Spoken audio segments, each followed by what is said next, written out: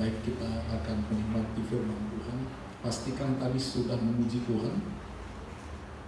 Dan pastikan sekarang kita akan mendengar firman Tuhan, sebab dari mendengar firman Tuhan iman kita akan bertumbuh, Bapak Ibu. Kita akan menikmati firman Tuhan dari kitab Efesus pasal 4 ayat 17. Kitab Efesus pasal 4 ayat 17 sampai ayat yang ke-32 sahabat Jericho. Baik, kita bangkit berdiri bersama-sama. Kita baca bergantian. Saya mulai dari ayat yang ke-17. Sebab itu kukatakan dan kutegaskan ini kepadamu dalam Tuhan, jangan hidup lagi sama seperti orang yang tidak mengenal Allah dengan pikirannya yang sia-sia.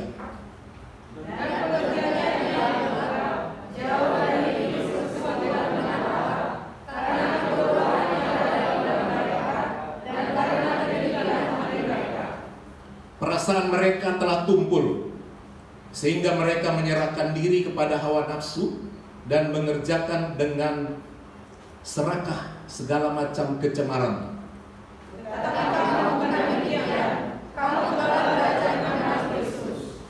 Karena kamu telah mendengar tentang Dia dan menerima pengajaran di dalam Dia menurut kebenaran yang nyata dalam Yesus, yaitu bahwa kamu bergumul dengan kehidupan kamu yang dahulu harus menanggalkan manusia lama yang menemui kebinasaannya dan sesungguhnya yang disesatkan, supaya kamu dibaharui di dalam roh dan pikiranmu,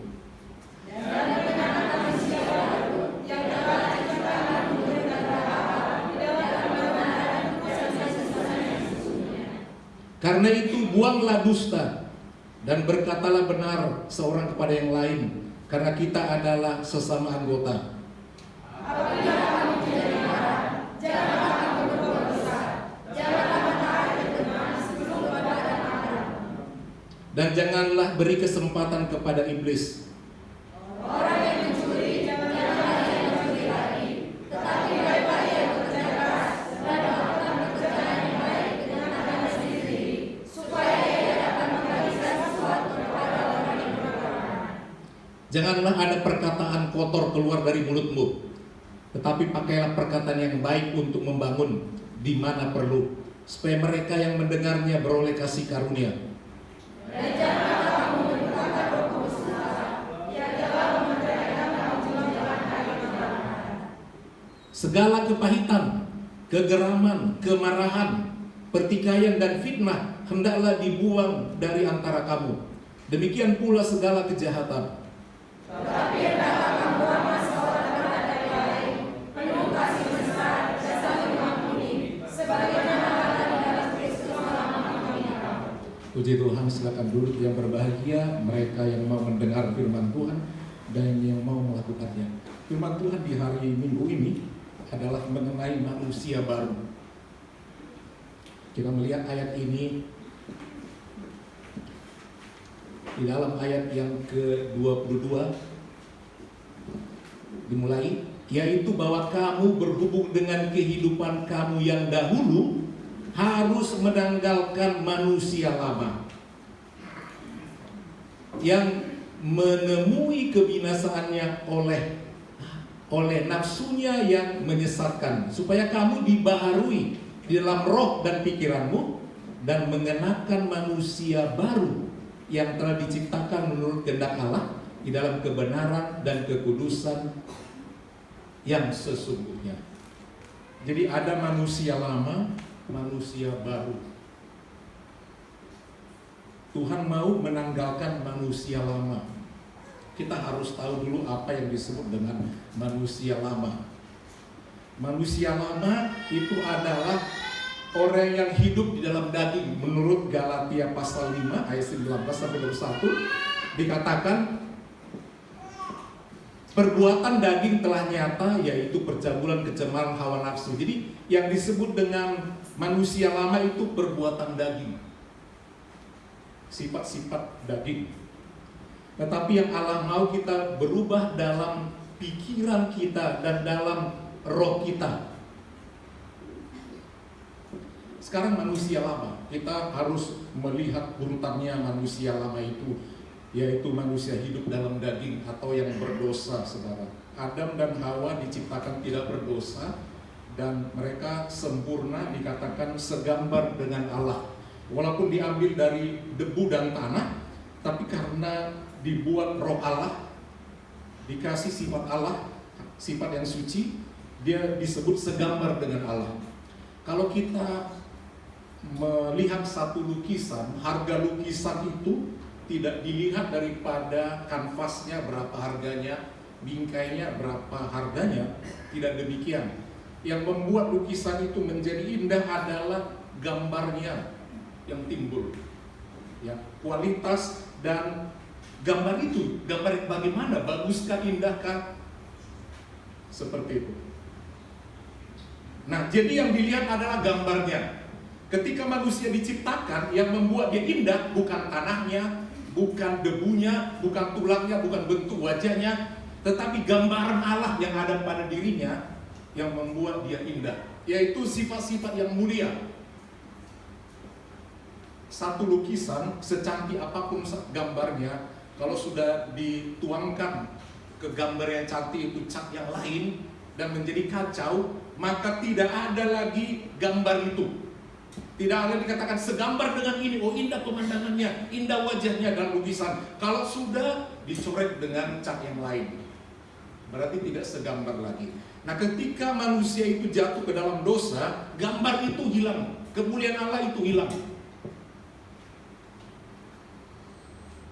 Karena dia jatuh ke dalam dosa. Kalau kita telusuri kenapa dia jatuh dalam dosa, diawali dengan Hawa yang menjadi pertama yang membuat jatuh ke dalam dosa manusia itu. Karena dia meremehkan firman Tuhan. Dia tidak mau mendengarkan firman Tuhan. Yang kedua, dia merubah firman Tuhan. Kemudian juga dia mau mendengar apa yang diucapkan oleh ular. Jadi pengaruh mau mendengar, mau mendekati ular atau iblis itu, saudara. Ini yang perlu kita jaga sebagai anak-anak Tuhan. Kalau kita lebih dekat kepada ular daripada kepada pasangannya, karena yang digoda itu Hawa. Begitu luasnya taman itu, ada beberapa sungai itu di bagian Irak, tinggal 2 yang ada sekarang. Sungai Tigris masih ada, Gihon masih ada, yang lain udah pada mungkin sudah bergeser karena peristiwa alam sekian tahun. Nah, Hawa yang mau mendekati ular itu. Kalau kita lihat dalam Kejadian pasal 3 ayat pertama, kebohongan pertama ditaburkan oleh ular. Makanya jangan suka dengar berita bohong. Harus lebih mendengar firman Tuhan. Apa dikatakan oleh ular pertama dia tawari kebohongan? Kejadian pasal 3 ayat 1 dikatakan demikian. Tentulah Allah berfirman, semua pohon dalam taman ini jangan kamu makan buahnya. Bukan? Wah, semua. Ya. Buah pohon dalam taman itu dikatakan. Tentulah. Dia enteng mengatakan tentu. Udah pasti kan? Yakin kan? Padahal tidak demikian. Tentulah. Lancang banget iblis itu berkata, ya, selalu berkata bahwa tentulah Allah. Padahal tidak begitu. Semua pohon dalam taman ini jangan kamu makan. Itu bohong. Semua pula dikatakan. Kalau semua kita mau makan apa? Gak bisa makan apel, gak bisa makan anggur, pir dan lain sebagainya. Itu satu kesalahan besar. Terjebak dengan kalimat itu. Udah ditambahi sama ular kalimat itu semua ketularan kepada Hawa. Kita lihat dalam ayat ini selanjutnya. Tolong di dalam teksnya, lanjutan dari ayat 1 tadi ke ayat yang kedua.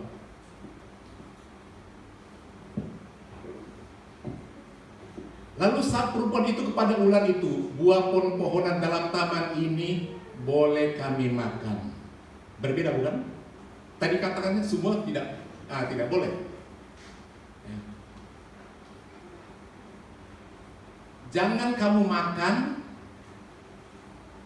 tetapi tentang buah pohon yang ada di tengah-tengah taman, Allah berfirman, jangan kamu makan atau raba buah itu. Ada kata penambahan, kata raba.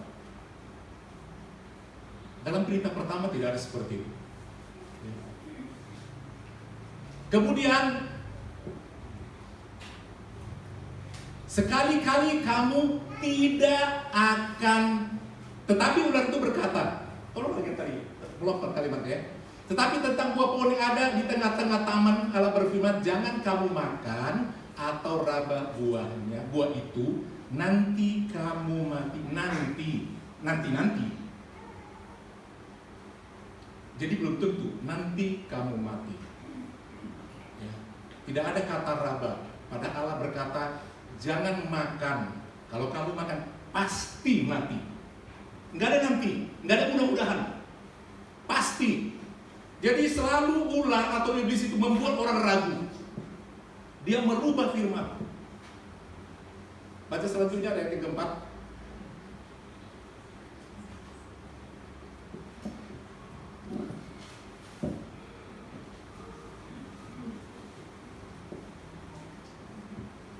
Ya, kita lihat dalam kitab Kejadian pasal 3. Sekali-kali kamu,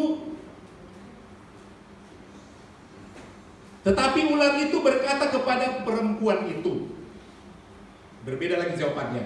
Perhatikan Alkitab saudara. Sekali-kali kamu tidak akan mati. Tidak akan mati.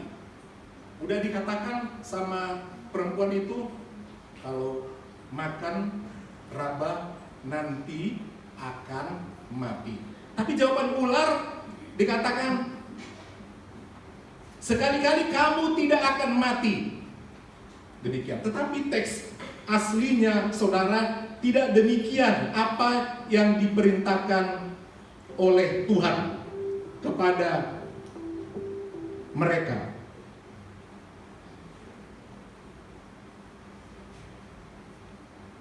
Jadi kita melihat di situ perintah yang pertama adalah jangan memakan buah yang di tengah taman.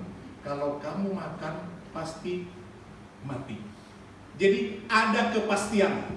Sementara ular dikatakan tidak akan mati.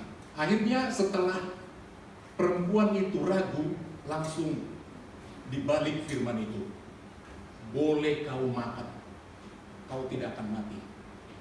Allah itu bohong, supaya kau tidak tahu, supaya kamu nanti tidak sama dengan Allah. Makanya dikatakan jangan makan. Tapi ular itu bilang makan, enggak mati.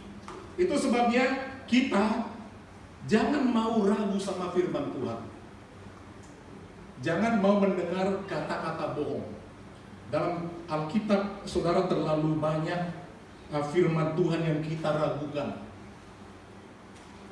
Ya, kita tidak yakini, tidak percaya akan firman Tuhan itu. Banyak sekali. Ya, banyak sekali. Kasih Tuhan itu, keadilannya tidak sama dengan keadilan yang kita hitung. Kalau kita ada membagi sesuatu, saudara, biar adil anak kita ini, sama dia separuh, sama ini separuh. Enggak seperti itu Tuhan. Keadilan Tuhan tidak seperti itu. Oh, biar sama-sama baik, ini dapat ini dapat itu. Tidak seperti itu. Ketika Allah memberkati kita, Dia memberkati kita sepenuhnya. Dengan memberikan kehidupan, nafas, dan sebagainya. Sepenuhnya. Dengan memberikan keselamatan juga total. Total dikasih pengorbanan anaknya. 100% mati. Untuk keselamatan atau pengampunan dosa. Untuk memberikan berkat, tidak 50-50%. Ketika dia kasih berkat itu, ini untukmu 90%. Kau kasih yang 10 ini untuk pekerjaan Tuhan. Jadi artinya selalu diberikan yang lebih besar sama kita. Demikian juga untuk kasih buah itu. Semua boleh makan. Hanya satu yang di tengah jangan makan. Itu pun kita mau makan semua. Sama dengan ketika kita diberkati, dikasih penghasilan kita semua kita mau makan. Karena kita tidak percaya akan firman Tuhan. Padahal Allah memberikan bagian yang terbesar 90%, tapi kita mau makan semua. Itulah manusia. Itu suara daripada ulat itu. Ya. Pertama, mau dia mendengar suara iblis itu, tentulah dikatakan ya, jangan kamu makan semua. Siapa bilang? Tuhan kita tidak serakah. Enggak dikatakan jangan makan ini, jangan, enggak. Yang terbanyak dia kasih makan sama kita. Tapi iblis bilang enggak boleh ini. Bukan banyak orang ajarannya serba melarang, enggak boleh makan ini ya, enggak boleh makan ini, enggak boleh makan ini. Semua enggak boleh. Untuk apa Tuhan ciptakan kalau enggak boleh? Semuanya serba tidak boleh. Jadi perlu kita nomor satu, percaya sepenuhnya akan firman Tuhan.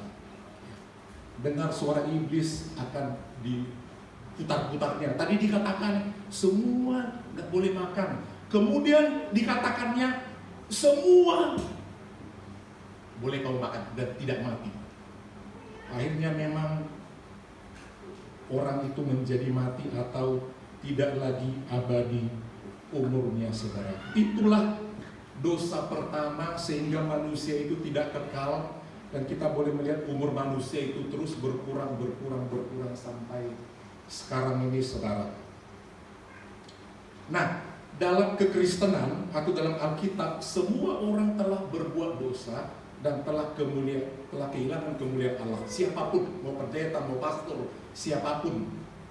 Bahkan bayi baru lahir hidup di dalam dosa. Lain dengan ajaran agama lain, bahkan filsafat lain, dikatakan bayi yang baru lahir itu seperti kertas putih, suci tanpa noda. Saudara tahu yang namanya harimau? Pernah lihat harimau? Dia disebut menjadi harimau pemakan binatang buas. Apakah dia disebut menjadi binatang pemakan buas sejak dia? Ya, karena kita melihat dia menerkam ayam, sehingga kita katakan ini binatang buas.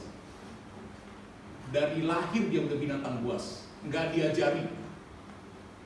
Jadi sifat binatang buas yang memakan darah itu sudah ada, sering berkembang. Jadi yang namanya harimau tetap harimau, biar dipelihara sebaik mungkin, dikasih sayur-sayuran mungkin dari awal, dan nanti muncul sifat buasnya itu sendiri. Bayi juga demikian, nggak ada yang diajari berbohong. Sering bertambahnya usianya, sifat itu muncul yang dibawakan oleh gen dari orang tuanya, sifat orang tua, sifat dari nenek moyang, baik dalam fisik, bentuk badan, sifat rambut, tulang, bawaan, fisik semua ada diturunkan. Demikian juga sifat berdosa. Karena apa? Itu dari leluhur kita, Adam dan Hawa. Saya satu yang tidak berdosa, yaitu Yesus. Karena apa? Dia lahir daripada Roh Kudus, bukan daripada hubungan suami istri orang tuanya. Jadi kita orang yang berdosa semua. Dan dosa itu berkembang sedemikian rupa. Pengaruh lingkungan. Bahkan semakin maju teknologi ini, manusia semakin jauh daripada Tuhan.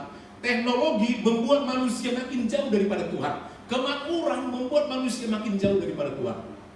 Itu semua. Kalau kita melihat teknologi yang ada, apakah membuat kita makin dekat sama Tuhan? Enggak. Apakah industri yang semakin tinggi gedung pencakar langit, apakah manusia semakin dekat sama Tuhan? Tidak. Semua kemajuan membuat manusia secara umumnya sibuk dengan kemajuan itu dan menjauh daripada Tuhan. Kalau kita tidak mau mendekatkan diri kepada Tuhan, padahal untuk menikmati semua fasilitas dunia ini sangat terbatas. Yang abadi adalah nantinya kita harus berjumpa dengan Tuhan. Jadi semua sifat-sifat itu ada pada kita. Semua orang punya dosa favorit. Ya, ada yang susah melepaskan dosa favoritnya, misalnya minum, paling susah. ada main cewek paling susah, ada main judi paling susah. Itu semua manusia-manusia lama. Allah mau itu semua dilepaskan, semua manusia lama. Dan semua manusia lama itu, saudara, harus dilepaskan. Yang pertama, ketika benar-benar mau bertobat. Tinggalkan manusia lama. Kata tinggalkan atau tanggalkan, lepaskan manusia lama itu seperti pakaian. Jangan pakai pakaian yang lama, udah busuk. Kalau mau pakai yang baru, dicopot dulu. Pakaian yang bau dan rusak itu dan tua itu, baru pakai pakaian yang baru. Baru kelihatan menjadi indah. Jangan pula lepas pasang, lepas pasang. Oh, hari ini pakaian baru. Sepertinya dia udah tobat baru. Udah itu nanti dia lepas, pakai lagi pakaian yang lama. Tidak seperti itu, saudara. Tapi Allah mau kita itu diubahkan. Situ kita bertobat. Kita harus, yang pertama terjadi adalah kita lepaskan nomor satu dosa favorit. Itu sebanyak ketika orang dibaptis, bukan berarti dia langsung lepas daripada dosa. Kebiasaan berdosa itu masih ada. Tadinya dia tobat, nggak mau lagi aku begini, nggak mau begini. Tapi diiring berjalannya waktu dia jatuh lagi. Tetapi ingat, kalaupun dia jatuh, dia harus bangkit lagi, jangan lama-lama. Dia harus siap diperbaharui. Dari hari ke hari, minggu, bulan, tahun, harus perlahan-lahan dilepas semuanya. Jadi dibaharui itu tidak langsung lepas semua, tidak. Pembaharuan itu perlahan-lahan. Seperti ular kalau lepas kulit, ganti kulit, lepas kulit lama, itu untuk datang kulit baru untuk menjadi kuat, perlahan-lahan dia makin tebal, makin kuat. Seperti kita mau membangun satu rumah yang baru, rumah yang lama mesti dibongkar. Untuk membangun rumah baru bukan gampang, butuh proses, bukan langsung lengkap, semua bagus, semua indah. Tidak lama, bahkan bisa bertahun-tahun. Membentuk kehidupan kita juga seperti itu. Untuk menjadi lebih bagus itu bukan simsalabim seperti membalik tangan, tapi ketahuilah mesti ada perubahan. Amin, Bapak Ibu. Dari tadinya dosa favoritnya itu ada 5, harus berkuranglah tahun ini. Ya, terus pokoknya ada pengurangan. Kalau boleh lebih cepat pengurangannya, sehingga menjadi baru. Kalau saudara ingin punya rumah yang bagus, rumah baru, orang bilang ya percepat pembangunannya. Ini perlu ini perlu dibuang ini ganti kayunya ini. Jadi cepat membuang sebuah bahan-bahan lama dan cepat yang baru. Seperti itu kerohanian kita, saudara. Jadi memang kita harus berusaha sedemikian rupa untuk membangun hal-hal yang baru dalam kehidupan kita. Jadi kita melihat dalam gambaran tadi yang membuat Hawa jatuh soal makan, bukan karena dia lapar. Manusia banyak jatuh bukan karena lapar, enggak. Tapi karena dia mau dekat sama orang yang tidak ada di dalam Tuhan.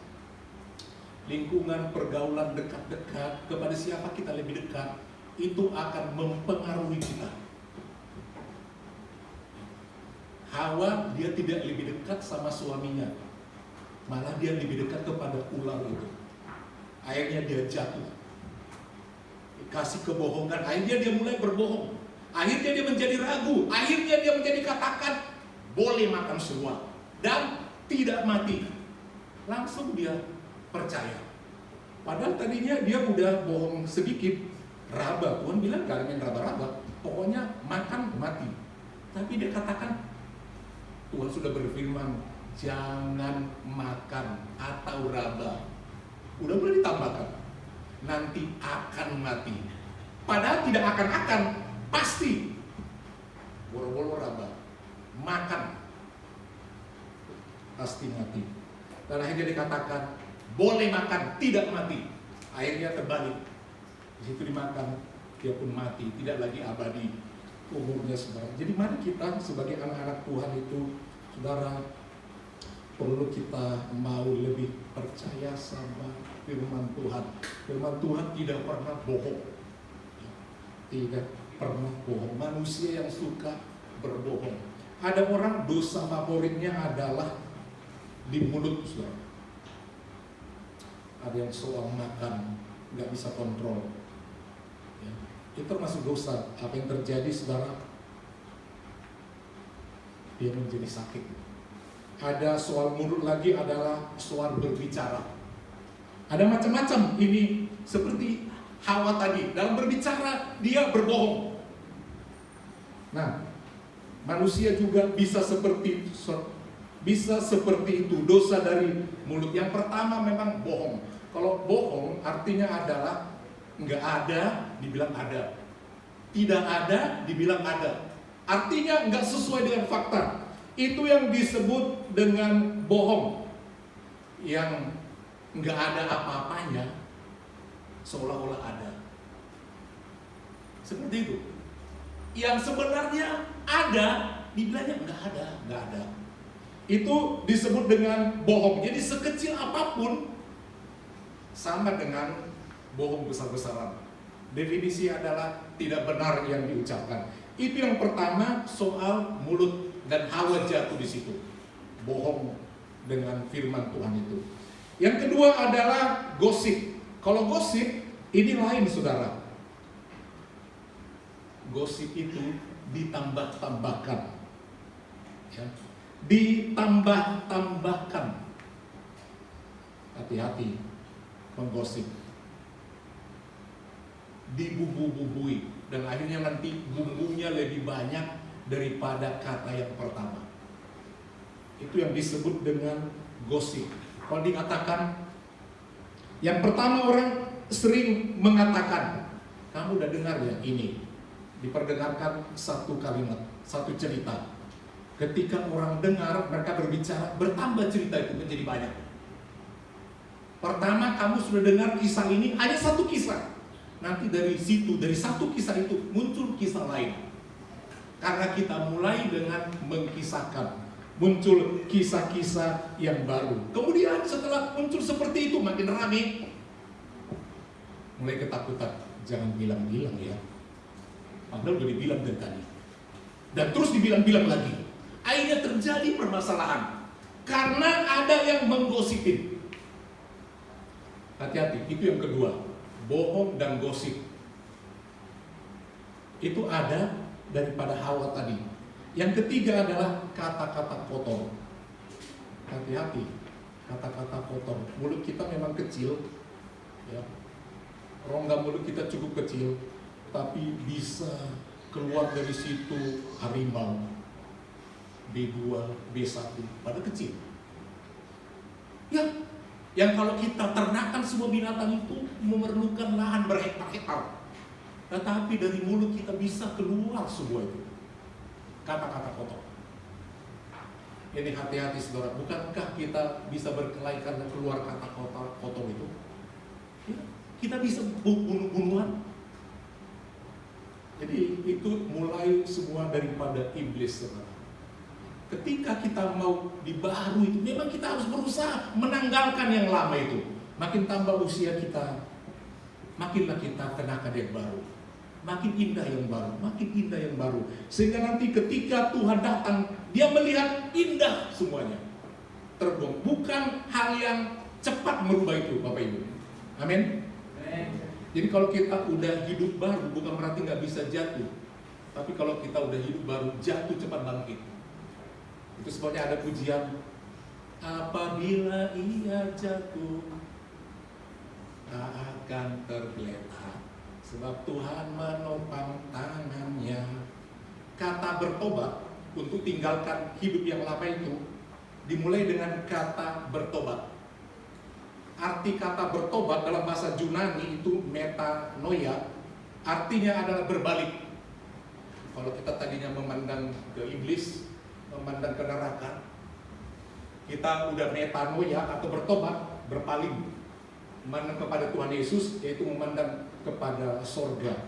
Dalam perjalanan menuju ke sorga itu, kita bisa jatuh, karena kita masih hidup di dunia ini, gak langsung mati. Situ kita tobat gak langsung mati, masih panjang perjalanan.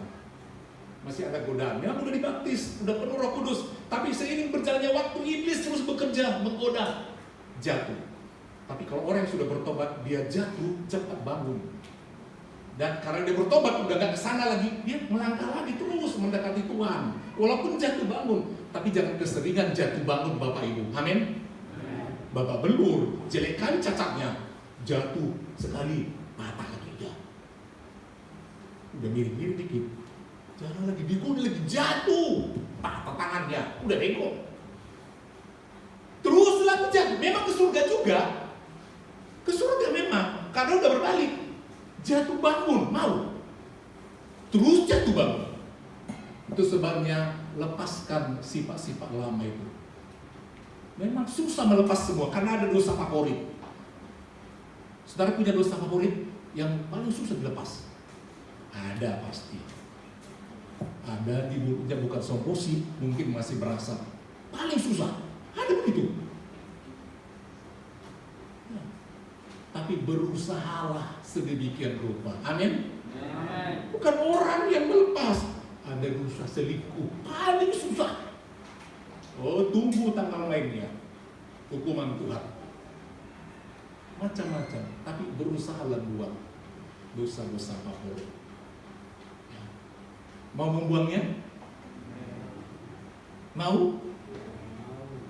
Harus berusaha untuk jumpa seperti itu.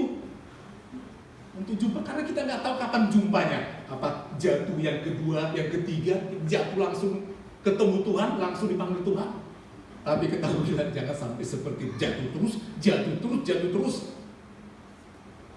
Ya, perbaiki kehidupan kita.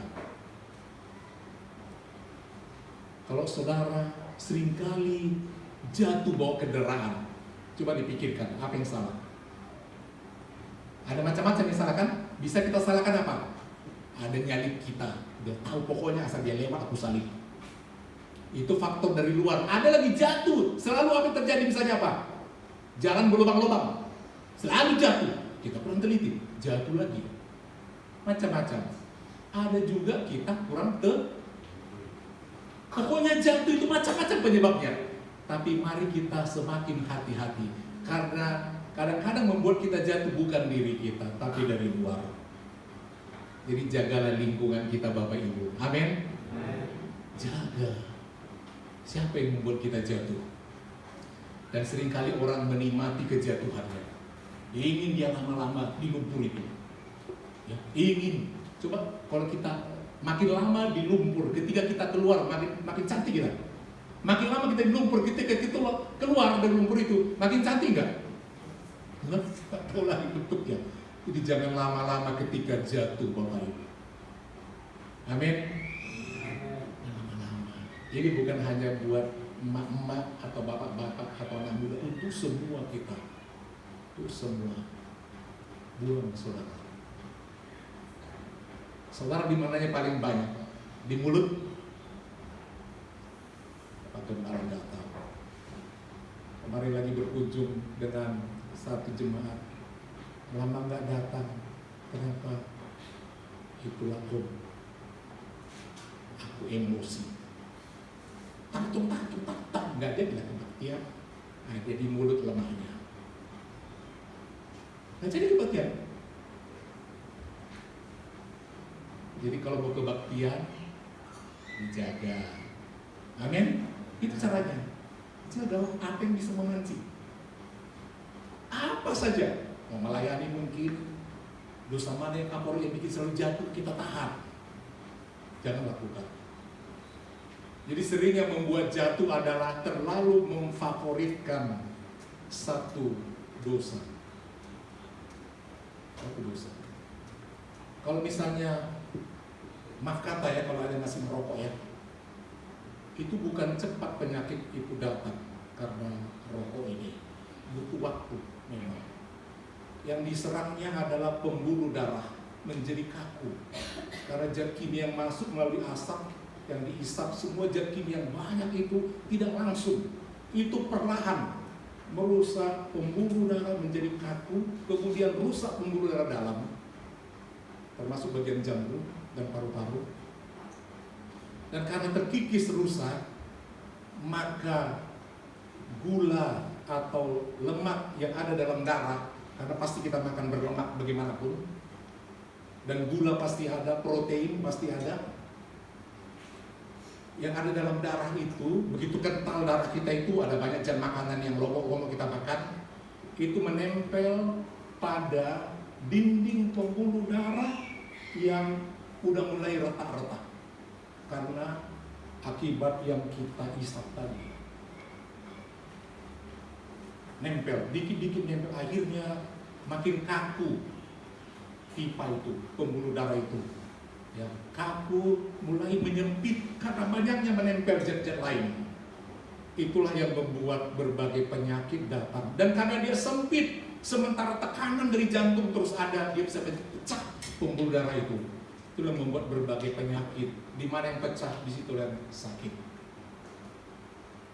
Nah, jadi artinya apa? Kalau begitu, perlahan dosa favorit itu menjatuhkan kita. Apapun. Demikian juga soal menggosip. Terlalu banyak dia, nanti bisa dilaporkan orang. Pencemaran nama baik, tunggu terlalu banyak. Apapun yang kita lakukan, Tuhan hitung itu. Ini jatuhnya di sini, ini jatuh di sini. Jadi mari buang bentuk apapun dosa favorit itu. Dosa bohong, bohong sama istri. Mana Pak gaji? Ini cuman ini, langsung dia potong di sakunya. Hati-hati seperti itu. Langsung dipotong. Ini pokoknya nanti kalau udah dikasih, tak lagi dikasih sama aku. Isi pun dompet udah ada. Ya terbuka saja.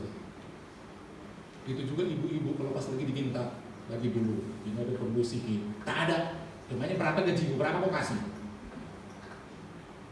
Hati-hati semuanya dengan kalimat kita. Amin. Seperti itu. Anak muda juga seperti itu, apalagi masih sekolahan. Nah, beli buku ini. Beli ini, terus beli, padahal gak betul dibeli itu. Harganya berapa segini, belum tentu segitu. Hati-hati yang bohong ya. Itu tadi, bahkan bohong. Untuk ini, total sekian. Enak tinggal ngomong, yang cari yang susah. Jangan suka bohong. Kalau yang suka bohong nanti dibohongin. Dan boleh lihat itu bagaimana Yakub itu kan bohong, tukang tipu, ditipu, terus begitu. Siapa menipu, dia ditipu. Jadi mari kita kenakan manusia baru. Amin. Amin. Amin. Mari kita bangkit dulu.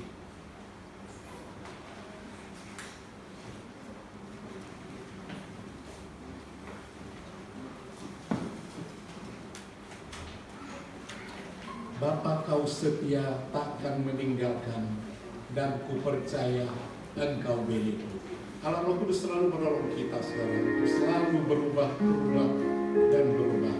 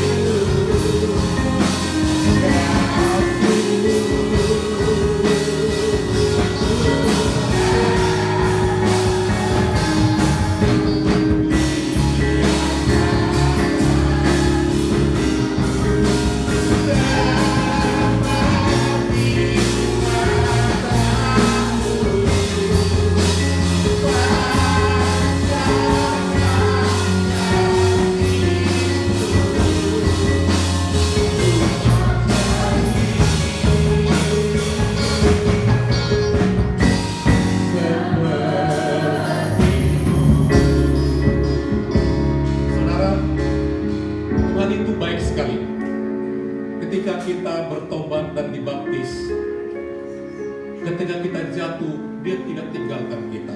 Yang dia mau pandang aku terus. Jangan pandang ke yang dulu, hidup yang lama. Pandang aku terus. Dan ketika engkau berjalan, memandang menemui aku, engkau jatuh. Jangan tergeletak. Terus bangkit. Ketika ada cobaan, jangan jatuh. Jangan tinggalkan Tuhan. Jangan tinggalkan persekutuan anak-anak Tuhan. Bangkit. Teruslah berjalan. Allah Roh Kudus akan menolong kita. Mari kita anak-anak Tuhan terus memandang Tuhan. Tuhan itu mengubah hidup kita. Melalui kejatuhan kita pun, melalui kesulitan kita, permasalahan kita, Allah membentuk kita, saudara, untuk tetap berjumpa dengan Dia. Bapa, kau setia. Tuhan tetap setia bagi orang yang mau memandang Dia, berjalan menghadap Dia. Saudara yang takut dan ragu, katakan, Bapa, kau setia. Engkau sayang sama aku, Tuhan. Bapa, kau setia. Saudara tidak akan ditinggalkan.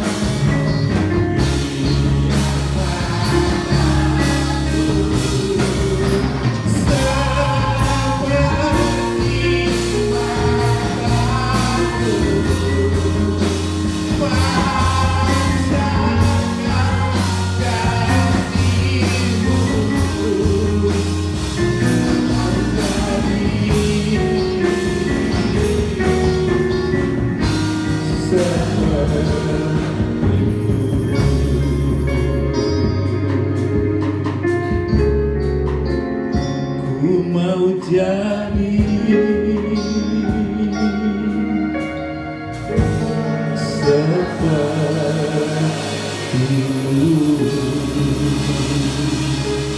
dengan kasih Kristus, Ibu Deborah Samosir berdoa.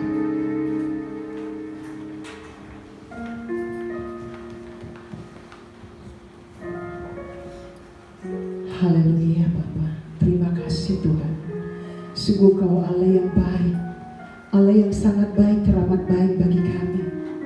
Pemeliharaan Tuhan yang begitu sempurna bagi kami, sehingga hari ini kami boleh ada di rumah Tuhan untuk memuji dan membesarkan nama-Mu. Tuhan Yesus, Engkau melihat setiap hati kami. Tuhan melihat setiap kerinduan kami Bapa. Kami mau sungguh-sungguh Tuhan berserah sepenuhnya kepada Tuhan.